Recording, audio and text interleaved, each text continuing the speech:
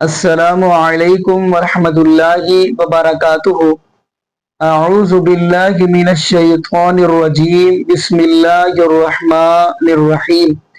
جی ناظرین، آج ہم جس حوالہ سے گفتگو کرنے جا رہے ہیں وہ یہ ہے نبی پاک صلی اللہ علیہ وسلم کے شہزادے، یعنی نبی پاک صلی اللہ علیہ وسلم کے دو ننھے سے پھول، جن کو سونگھ کر نبی پاک صلی اللہ علیہ وسلم راحت محسوس کیا کرتے تھے، یعنی نبی پاک صلی اللہ علیہ وسلم کے نواسے حضرت حسن اور حضرت حسین رضی اللہ تعالی عنہما۔ آج ہم اسی والا سے گفتگو کرنے جا رہے ہیں۔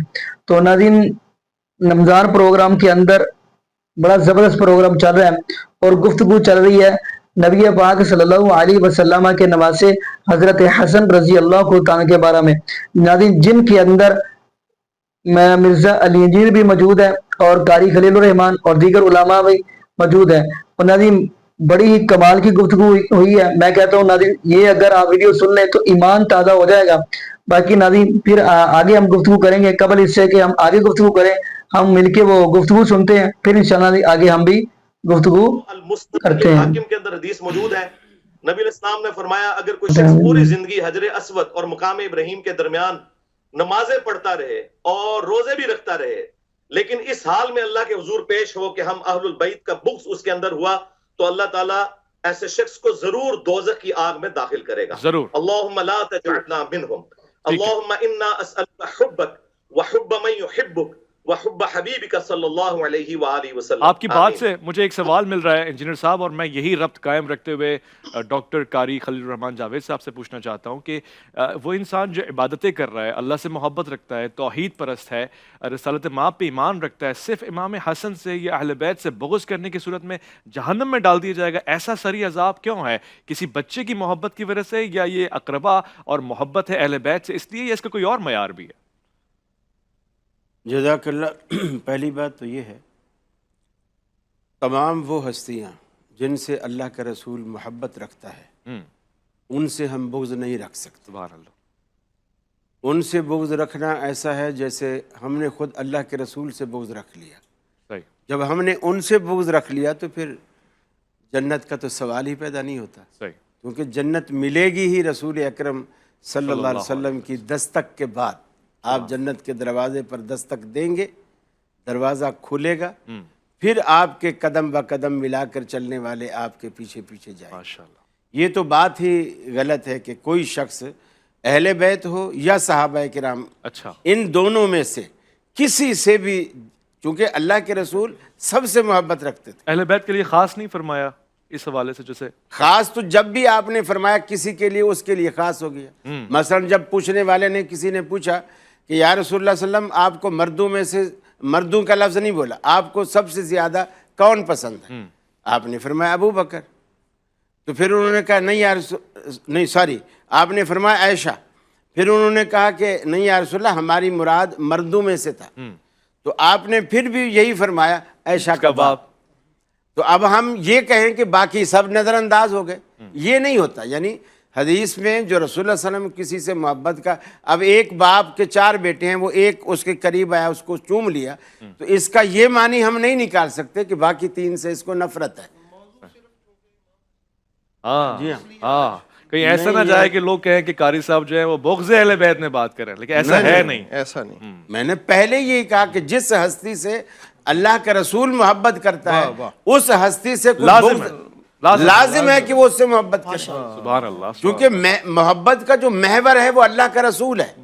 جب اللہ کا رسول ایک سے پیار کر رہا ہے، آپ نے یہی جملے سیدہ فاطمہ الزہرا رضی اللہ تعالی عنہ سے اس وقت کہے جب باقی بیویوں نے ان کو سفیر بنا کر رسول اللہ صلی اللہ علیہ وسلم کے پاس بھیجا کہ اللہ کے رسول آپ کی بات نہیں ٹالیں گے، آپ جا کر یہ سفارش کرو کہ رسول اللہ صلی اللہ علیہ وسلم صحابہ سے یہ کہہ دیں کہ بھی ہر بیوی کے پاس جب میری باری ہوتی ہے تم تحفے بلا امتیاز بھیجا کرو، تم صرف حضرت عائشہ کی باری کا انتظار نہ کیا کرو۔ تو وہ آئیں اور رسول اللہ صلی اللہ علیہ وسلم سے کہہ دیا جیسا کہ ان کو کہا تھا۔ صحیح۔ جب رسول اللہ صلی اللہ علیہ وسلم سے کہا گیا تو آپ نے فرمایا فاطمہ کیا تو یہ پسند نہیں کرتی کہ جس سے تیرا باپ محبت کرتا ہے تو بھی اس سے محبت کرے؟ یعنی اصل محور جو ہے وہ اللہ کا رسول ہے. یعنی اپنی بیٹی سے بھی کہا کہ میں بھی عائشہ سے محبت کرتا ہوں، لہذا تو دوسروں کی سفارشیں نہ لا، تو بھی اس سے محبت کر. صحیح ہے. یعنی سوال جو نوعیت یہ ہے کہ کسی امام حسن کی محبت سے ہمارے ایمان زائل ہو جائیں گے اگر خدا نہ خواستہ آپ نے اصل میں مجھ سے وہ سوال ہی نہیں کیا. حضرت حسن کے آپ نے تو میرے لیے یعنی موضوع ہی ایسے رکھے ہوتے ہیں. لیکن کیونکہ ٹیکنیکل آدمی ہے نا، اس لیے سوال ایسا رکھا ہے. ٹیکنیکل تو وہ انجینئر ہیں، میں تو انجینئر نہیں ہوں. چلے اگر موقع ملا اس پہ تھوڑی سی بات کر جی دیکھیے، اب رسول اللہ صلی اللہ علیہ وسلم نے سیدنا حسن کی تربیت بھی اس طرح کی، جو ہمارے لیے میں سمجھتا ہوں یہ میسج ہے کہ ہم اپنے بچوں کی تربیت کس طرح کریں. ہم کہتے ہیں چھوٹا بچہ ہے، کچھ بھی کرے، لوگ ہمارے یہاں رواج ہے اس کو ڈانٹیں گے بھی نہیں، منع بھی نہیں کریں گے، کچھ بھی کر جائے کچھ نہیں کہیں گے، کیوں بچہ ہے، بڑا ہوگا خود ہی سمجھ جائے گا. لیکن رسول اللہ صلی اللہ علیہ وسلم نے ایک کھجور کی ڈھیری پر بیٹھے، آپ وہ صدقے کی کھجوریں تھیں جی آپ تقسیم کر رہے ہیں. جی سیدنا حسن گھٹنے کے بل چلتے ہوئے آئے، اور جیسے قریبار بچوں کی عادت ہوتی ہے، کوئی چیز کھانے کی ہو یا نہ ہو ان کو ملے گی، ہاتھ سے اٹھائیں گے اور فوراً منہ میں ڈالیں گے. صحیح. سیدنا حسن نے بھی یہی کیا. حالانکہ یہ بات سارے تسلیم کرتے ہیں کہ بچوں پر شریعت کے احکامات اس وقت تک لاگو نہیں ہوتے جب تک کہ وہ بالغ نہ ہو جائے. یہ بچے بھی کہاں ہیں، جنت کے سردار ہیں. اب وہ بچہ ہے، اس کے بعد جب انہوں نے کھجور چبا لی، بچے ہوئے بھی ہے. واہ واہ واہ. رسول اللہ صلی اللہ علیہ وسلم نے دیکھا تو آپ نے انگلی مبارک اس کے منہ میں ڈالی سیدنا حسن کے، اور اس کو نکالا اور کہا کخ کخ بیٹا، تھو کر انا لا ناکل صدقۃ، ہم صدقہ نہیں کھاتے. اب یہ بچپن سے ان کی تربیت دی جا رہی ہے. جب بچپن سے ماں باپ اپنے بچوں کے پیٹ میں حلال کا نوالا ڈالیں گے اور بیوی کے پیٹ میں بھی حلال کا نوالا ڈالیں گے تو پھر اثرات اس طرح کے مرتب ہوں گے جس طرح کی دنیا نے دیکھا. اور حضرت نے بھی بیان کیا کہ حضرت حسن نے پھر دو مسلمانوں کے عظیم گروہوں کے درمیان صلح کرائی. بہترین، بہت شکریہ. یہ اسی حلال رزق کا اثر تھا. فرمایا یا اہل الکتاب لا تغلوا فی دینکم، اے اہل کتاب اپنے دین میں غلو نہ کرو. اما عائشہ سے کسی نے پوچھا بتائیے کہ نبی علیہ السلام کو اپنے صحابہ میں سب سے بڑھ کر محبوب کون تھا؟ تو انہوں نے کہا کہ فاطمہ سلام اللہ علیہا. پھر انہوں نے پوچھا نہیں مردوں میں بتائیں، تو انہوں نے کہا کہ مردوں میں فاطمہ کا شوہر علی ابن ابی طالب. اللہ نے امام حسن علیہ السلام کو اس اعلیٰ صفت سے نوازا ہے کہ وہ بچپنا میں بھی اللہ کے کرم اور فضل اور اس کی عطا کردہ قدرت سے لوح محفوظ کو دیکھتے ہیں. حضرت امام حسن سے دین کتنا سیکھا ہے، جو کہ لازم بنتا ہے جب وہ ایک اصحابی رسول کو وضو کرنا سکھا رہے ہیں بچپن میں، تو امت کو کتنا فائدہ اٹھانا چاہیے امام حسن سے، جو ان کا منصب ہے اس حوالے سے ہم نے کتنا استفادہ کیا ہے. جتنا جس کو موقع ملتا ہے اس کو اٹھانا چاہیے. یہ تو ایک ایسی بات ہے کہ اس کے لیے سعادت کی بات ہے کہ اس نے کتنا فائدہ اٹھایا. اور دوسری بات یہ ہے کہ سیدنا حسن رضی اللہ تعالی عنہ ایسی شخصیت ہے، رسول پاک مسجد میں تشریف لائے جی، اور آپ ساتھ اپنے نواز سے حضرت حسن کو بھی ساتھ لے آئے، ممبر پہ بٹھا دیا اپنے پہلو میں، اور خود خطبہ ارشاد فرمانے لگے. حدیث میں آتا ہے کہ آپ کبھی مجمع کی طرف دیکھتے تھے، کبھی نیچے حضرت حسن کی طرف دیکھتے تھے، اور پھر اسی میں آپ نے یہ الفاظ فرمائے کہ میرا یہ وہ عظیم بیٹا ہے جو دو مسلمانوں کے دو عظیم گروہوں کے درمیان صلح کرائے گا. اب یہاں ایک بات حضرت صاحب نے، شاہ صاحب حفظہ اللہ نے فرمائی، جو میں سمجھتا ہوں میں ابھی تک اسے ہضم نہیں کر پایا، جو میرے عقیدے کے بالکل منافی ہے. کہ سیدنا حسن کی یعنی وہ تعریف تو انہوں نے کی، لیکن تعریف بھی جو حقیقی تعریفیں ہیں ہمیں وہ کرنی چاہیے. صحیح ہے. وہ تعریف یہ کہ جی ان کی بچپن میں بھی لوح محفوظ پہ نظر تھی. اب میرا یہ سوال ہے، میں اس کا رد نہیں کر رہا، لمحے بھر کے لیے میں اسے تسلیم کر رہا ہوں، لیکن اگر یہ فضیلت ہے تو جس ہستی کی بچپن میں اتنی نظر تھی کہ لوح محفوظ تک نظر رکھتے تھے، تو حضرت معاویہ کے ساتھ صلح کرتے ہوئے انہوں نے نعوذ باللہ کوئی غلطی کہی ہوگی؟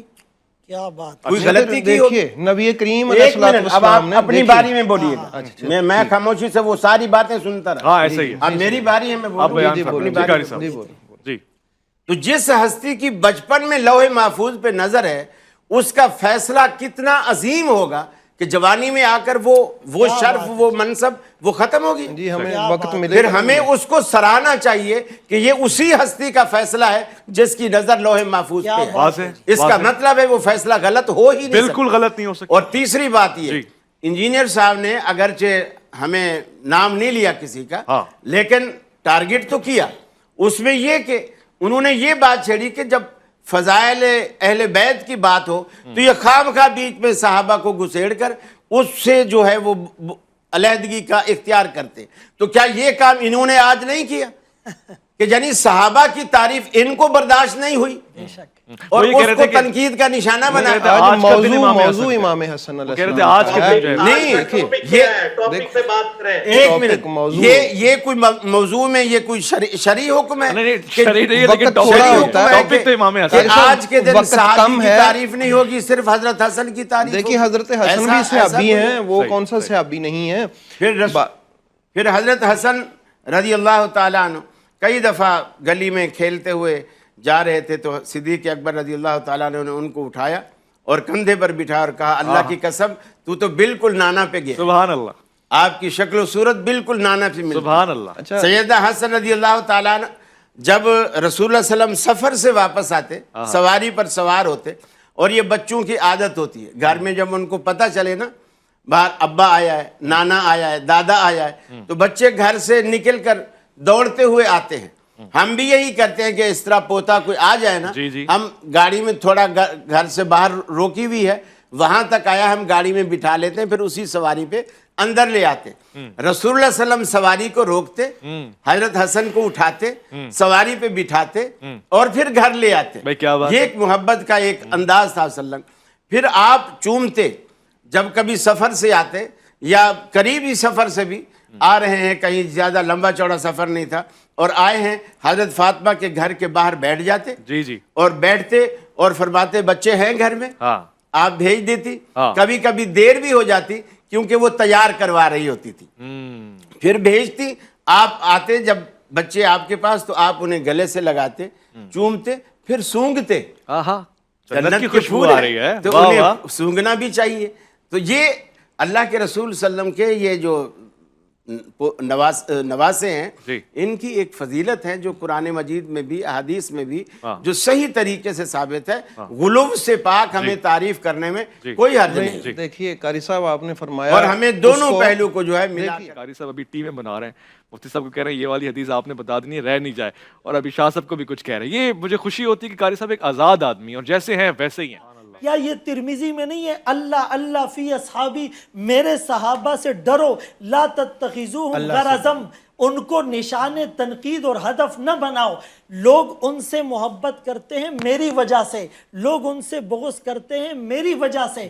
قرآن کریم میں یہ جو سورہ فتح کے آخری رکوع ہے، اشداء علی الکفار رحماء بینہم تراہم رکعا سجدا، آگے کیا ہیں؟ کان کھول کر سنیں، یبتغون فضلا من اللہ ورضوانا. یہ قرآن سرٹیفائیڈ گارنٹیڈ بات نہیں کرتا.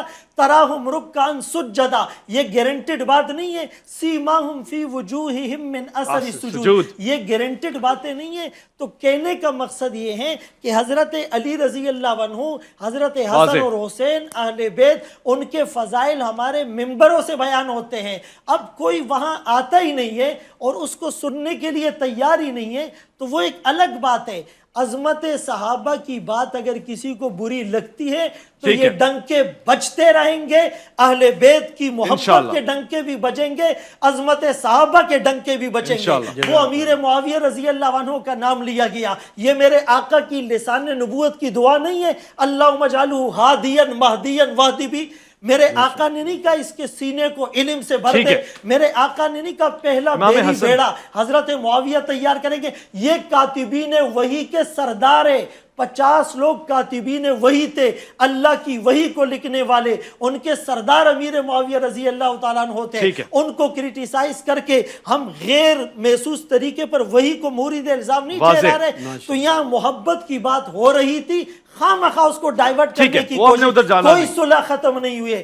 اسلام قیامت تک صلح کا درس دیتا ہے. وَإِن طَائِفَتَانِ مِنَ الْمُؤْمِنِينَ اقْتَتَلُوا فَأَصْلِحُوا بَيْنَهُمَا. یہ قرآن کا حکم، کوئی اس پر مہر لگا سکتا سکتا ہے کہ یہ آیت صرف اس دور تک تھی؟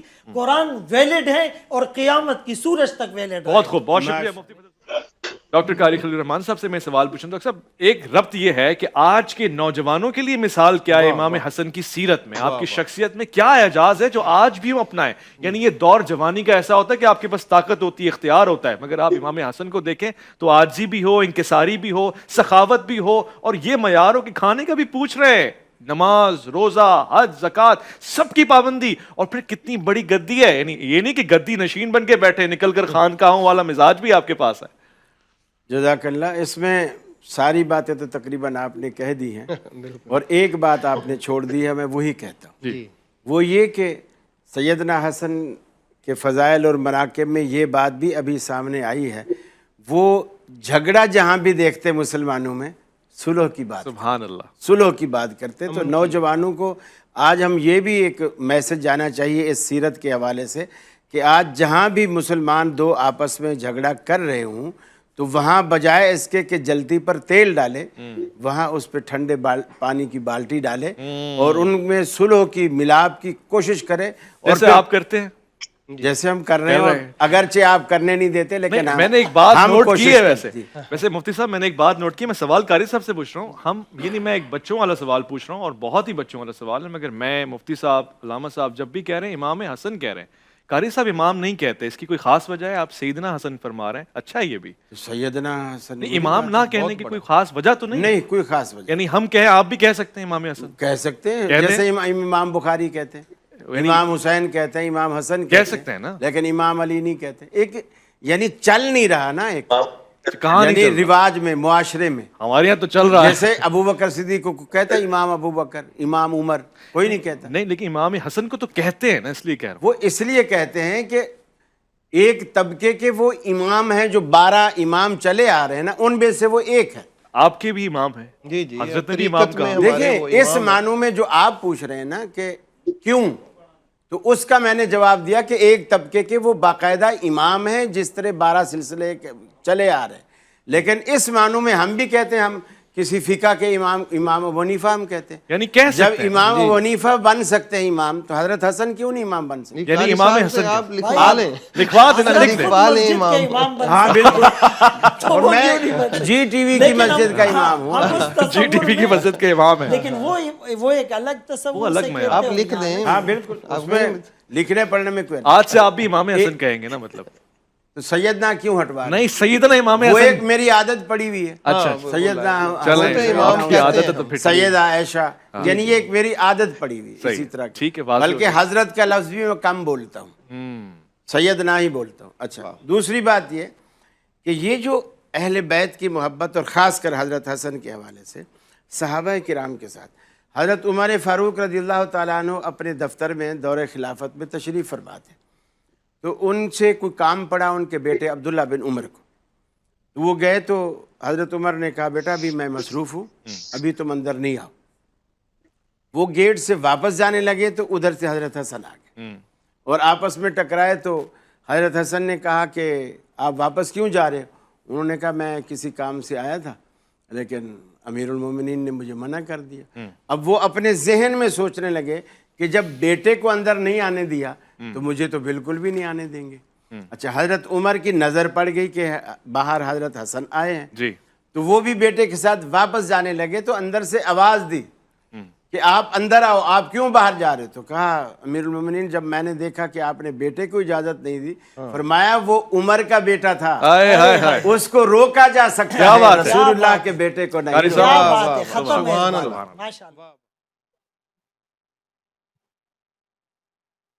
جی ناظرین، آپ نے یہ بڑی ملاحظہ فرمائی. ناظرین، میں نبی پاک صلی اللہ علیہ وسلم کے دونوں نواسوں کی ہی بات کروں گا. ناظرین، اس سے بڑی بات کیا ہو سکتی ہے کہ نبی پاک صلی اللہ علیہ وسلم کے نواسے حضرت حسن اور حضرت حسین رضی اللہ تعالی عنہما، نبی پاک صلی اللہ علیہ وسلم ممبر پر تشریف فرمائے اور نبی پاک صلی اللہ علیہ وسلم کے یہ دونوں ننھے شہزادے آ گئے اور یہ آ رہے ہیں اور کبھی اڑتے ہیں کبھی کھڑے ہوتے ہیں. تو نبی پاک صلی اللہ علیہ وسلم نے اپنا ممبر چھوڑ دیا، خطبہ چھوڑ کر اپنے نواسوں کے ساتھ محبت کرنی شروع کر دی، یعنی اپنے نواسوں کو اٹھا لیا، پیار کرنا شروع کر دیا. नाज़रीन अगली बात मैं करता चलूँ, अक्सर लोग ये बात मस्जिद के अंदर बच्चे जाए ना छोटे छोटे, आप देखेंगे बेचारे जाते हैं तो मौलवी हजरात उनको निकाल धक्के दे के बाहर निकाल देते हैं, डांट के बाहर निकाल देते हैं। तो नाज़रीन ये नबी पाक सल्लल्लाहु अलैहि वसल्लम नमाज पढ़ा रहे हैं और नबी पाक सल्लल्लाहु अलैहि वसल्लम के ये शहजादे, ये फूल, ये नन्हे शहजादे नबी पाक सल्लल्लाहु अलैहि वसल्लम की कमर के ऊपर खेल रहे हैं।